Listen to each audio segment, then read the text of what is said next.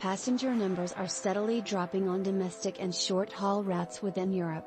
Even airlines such as KLM are now encouraging passengers to use trains on shorter journeys to reduce the environmental impact from flying. Germany has seen a slump in domestic air travel, which has mirrored a decline seen in Sweden, Greta Thunberg's native country. With the growing focus of environmental change and groups including Extinction Rebellion along with activists such as Greta Thunberg throwing the topic into the spotlight, never has so much attention been on our individual carbon footprint. The term Flygskam, which translates to flight shame and encourages individuals to take the train over a plane, has seemingly gained popularity in Thunberg's native Sweden. The German rail operator Deutsche Bahn has now reported record passenger numbers. Meanwhile, the adverb industry group in Germany has reported a 12% decline in commercial aircraft passenger numbers for November, which is the fourth straight monthly decline.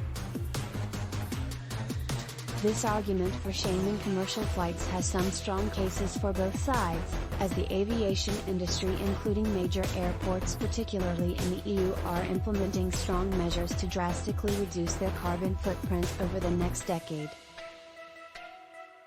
Commercial aviation accounts for just 2% of carbon emissions globally, and when that is compared to the fashion industry which contributes 8% of carbon emissions, of the food industry at 25%, there is a strong argument that blindly targeting commercial aviation which provides important global links.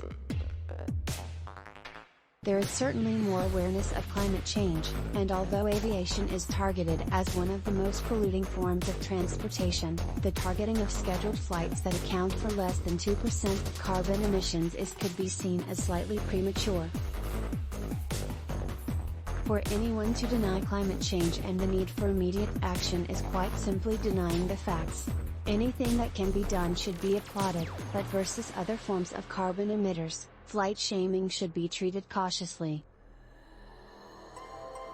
Flying is a relatively small emitter of carbon emissions, yet aviation is so important. Not only does it link up families, friends and employment, but very often flying and vacations demonstrate a time when people are happy, sharing time with their loved ones on hard-earned holidays. Furthermore, travel can be the best education many of us can have. Learning about different religions, countries and history.